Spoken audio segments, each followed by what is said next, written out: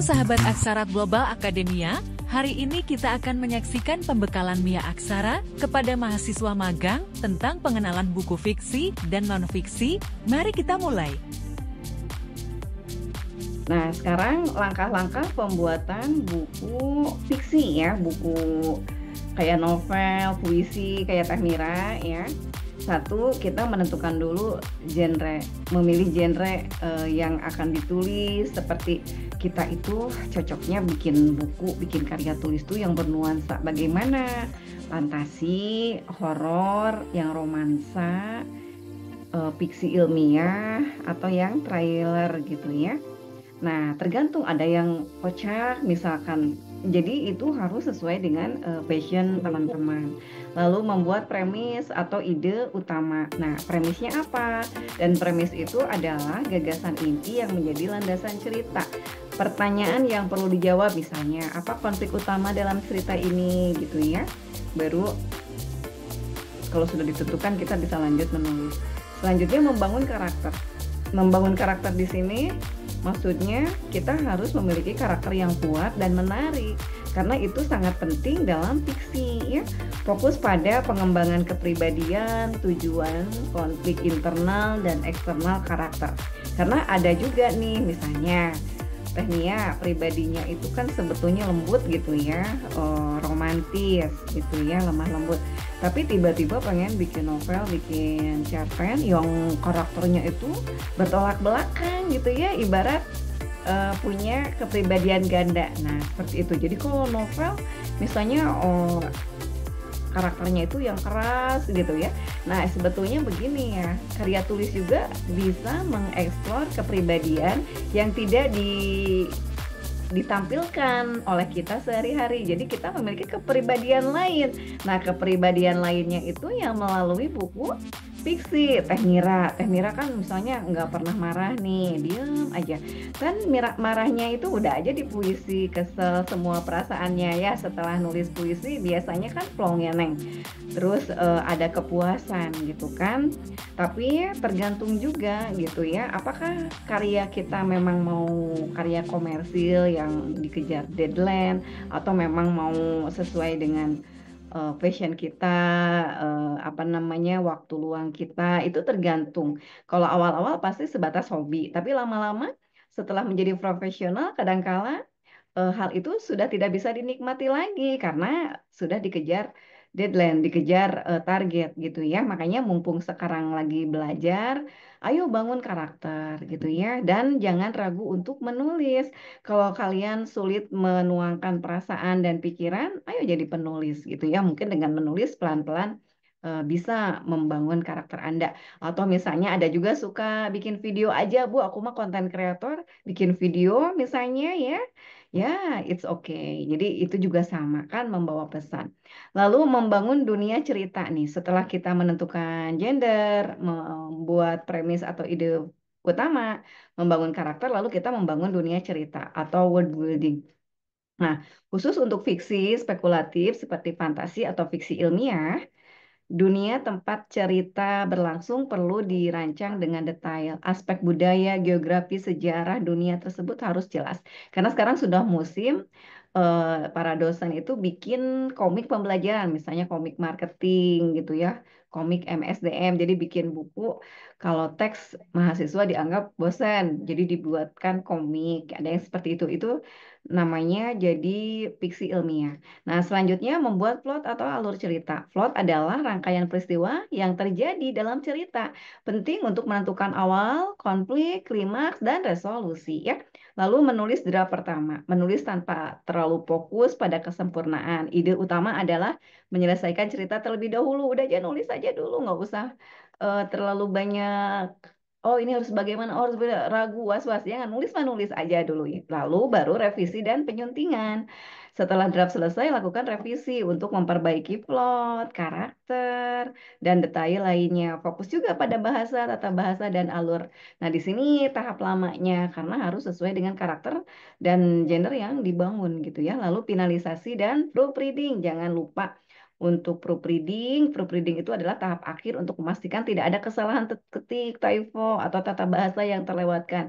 Kita bisa menggunakan untuk proofreading atau editing itu rumusnya seksi B ya. Seksi B itu apa saja yang harus diperhatikan dalam editing? S spasi, E-nya ejaan, K-nya kalimat ya. S satu lagi apa ya namanya? I-nya ilustrasi. S satu lagi mungkin ini ya apa? Aduh, Ibu ngedadak lupa. Nanti dibahas ya di belakang panggung. Nah, itu seksi B. Spasi, apalagi ya? Ejaan, kalimat, S-nya satu lagi, lalu I-nya ilustrasi, B-nya baca lagi gitu ya. Nanti yang S satu lagi ya, Ibu cari ya.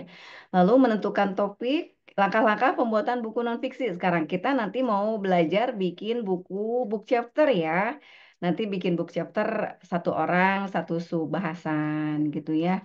Kalau bersepuluh, jadi nanti ada 10 bahasan. Lalu kita kumpulkan jadi buku. Dan kalian nanti bisa punya DOI satu-satu, punya buku ISBN ya, ber-ISBN. Insya Allah kalian pasti bisa. Nanti Ibu kasih tahu caranya. Yang pertama, menentukan topik. Pilih topik yang relevan dan memiliki nilai informatif bagi pembaca. Pastikan topik tersebut sesuai dengan minat dan kompetensi penulis. Nah, sekarang kita, karena Ibu di manajemen operasional, ya udah kita kajiannya manajemen operasional gitu ya. Sekalian pemanasan buat skripsi juga. Lalu buat riset yang mendalam. Buku nonfiksi harus didasarkan pada fakta yang akurat. Lakukan riset menyeluruh menggunakan berbagai sumber terpercaya kalau kita mau berbasis riset. Kalau yang berbasis literatur review berarti kumpulkan tuh review-review pustaka-pustaka yang akan diangkat dalam kajian kita ya, dalam bahasan kita. Lalu membuat outline. Buat kerangka buku yang jelas yang akan membantu mengorganisasikan alur informasi mulai dari pengenalan, penjelasan inti, hingga kesimpulan. Dan biasanya kalau teman-teman apa namanya bikin book chapter, teman-teman tidak punya tugas sedalam ini ya, cukup bikin eh, book chapter aja. Misalnya siapa yang bagian bab satu, bab 2, bab 3 gitu ya. Dan itu nanti diarahkan oleh editor. Misalnya editornya kan nanti ibu yang ngarahin. Jadi kalian bikin apa pembahasan aja gitu ya. Lalu pengembangan isi buku. Isi buku nonfiksi biasanya terbagi dari beberapa bab yang secara logis mengalir dari satu bab ke bab lainnya. Jadi ya seperti itu.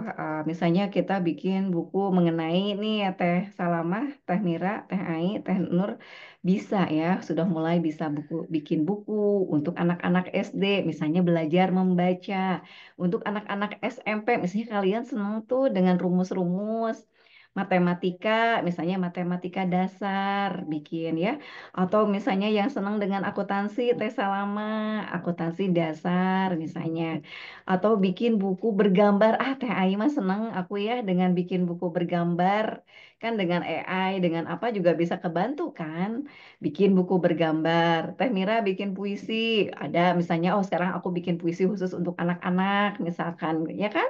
Bikin buku puisi di Hari Ibu. Nanti yang bacanya anak-anak ya kan?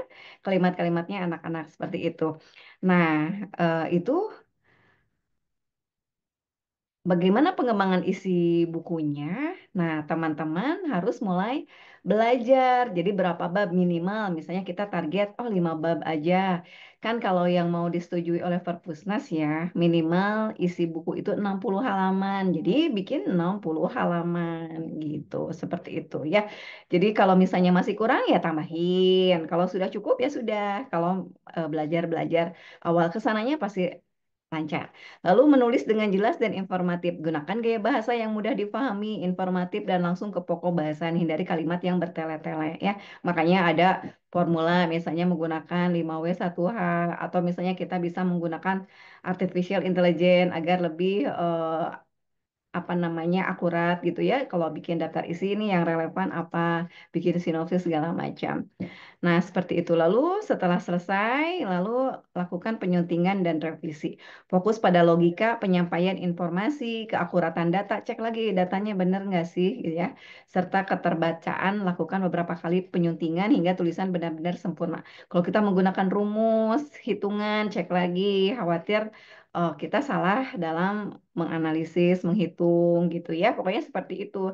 Jadi jangan sampai ada kesalahan atau typo-nya diperbaiki. Lalu finalisasi dan proofreading sama dengan yang tadi.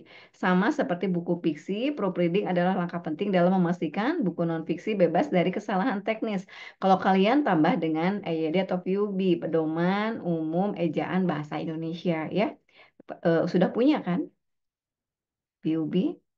Lalu Ada Ibu. penerbitan buku, ya kalau sudah lakukan penerbitan buku, memilih penerbit, tentukan apa buku akan diterbitkan melalui penerbit tradisional atau self publishing, keduanya memiliki kelebihan dan kekurangan. Terus menyiapkan naskah final, atau misalnya ada yang mau, saya mau online, ada yang penerbitan nggak ISBN, misalnya ke Google Playbook, itu kan ada GGK ya, tidak ber-ISBN tapi GGK.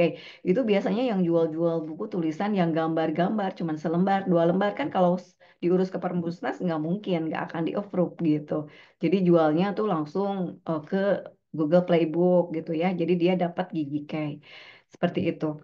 Lalu menyiapkan naskah final ya, setelah memilih penerbit, menyiapkan naskah final. Pastikan naskah siap dan sesuai dengan panduan penerbit, karena tiap penerbit punya template masing-masing. Lalu proses desain cover dan layout itu oleh penerbit, ISBN dan hak cipta juga nanti akan diurus oleh penerbitnya.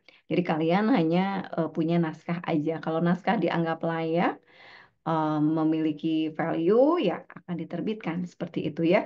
Nah, setelah itu yang tidak boleh kalian lupakan nih, udah dapat ISBN, udah dapat buku nanti ya, udah belajar bikin cover, nanti semuanya udah didaftarin ISBN. Kalian udah punya buku fisiknya nanti ya, kalau dicetak fisik atau misalnya nanti bikin e-book misalnya. Promosi dan distribusi jangan lupa dipromosikan, harus bangga dengan karya tulis sendiri, dibilang-bilang word of mouth dong gitu ya, jangan malu-malu, malu diam. Teh Mira juga ayo dong bukukan ya puisinya, kan udah di online kan tuh kan Teh, coba dikumpulin lalu bukukan ya, kalau bisa dijual ya bisa, alhamdulillah. Kalau tidak pun itu kan bisa dijadikan gift Kak, kan. Jadi nanti kita kan kata ibu juga harus bisa membangun portofolio, kita nge-branding, kita tuh mau dikenal orang tuh sebagai apa gitu ya. Siapa tahu kan Teh Mira nanti terkenalnya jadi pembaca puisi ya kan. Nanti misalnya banyak syuting di situ atau puisinya nanti difilmkan ya kan sayang.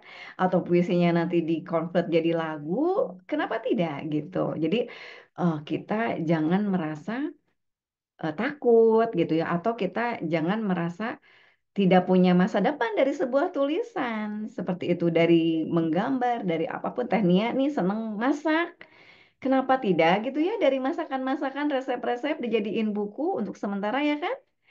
Misalnya masakan atau bukan masakan sayang, jajanan Sunda, buku tentang jajanan Sunda, Teknia kumpulin tuh resep-resep jajanan Sunda dari mulai basreng, seblak, apalagi lotek, cilok gitu kan, yang jajanan-jajanan Sunda teh, surabi ya kan, cuhcur, burayot, pokoknya semuanya kumpulin gitu. Terus bikin jadi buku yang bergambar, yang lucu gitu kan, dicetak di buku yang bagus, pasti laku. Seperti itu kan, sekalian kita juga nge-branding, seperti itu nge-branding diri sendiri. Nah, sekarang teman-teman, seperti yang sudah dipelajari di kampus juga ya, untuk promosi dan distribusi buku itu ada strategi pemasaran buku, yaitu kita bisa menggunakan platform digital seperti media sosial di TikTok gitu ya, salah satunya di Instagram, di YouTube, dimanapun, blog, kita bikin blog deh, kita bikin website gitu ya. Sekarang kan ada website portofolio tuh yang pernah Ibu liatin kan, kalian juga udah punya untuk mempromosikan buku kalian. Bisa juga bekerja sama dengan influencer, saling bantu nanti dengan teman-teman yang seneng ini ya, yang seneng konten. Atau dengan blogger atau mengadakan acara peluncuran buku, bikin kayak apa Teh, anak-anak yang Pandawa itu bisa juga bikin apa Teh Ai, yang anak-anak Pandawa itu Teh Salamah. Bikin teater. Bikin teater terkait puisi tersebut. Jadi puisi aja gitu kan. Nanti pas hari ibu, apa HUT RI gitu. Pokoknya yang mengandung bawang, udah ditampilin ya sayang. Lalu distribusi buku. Buku dapat didistribusikan melalui bisa ke toko buku fisik, toko buku online, atau platform e-book seperti Amazon Kindle kalau berbahasa Inggris, Google Playbook, atau kita jual You sendiri send di chills down my spine. Said I'm not worthy of your love. Well, this is definitely goodbye. Oh, it was fun.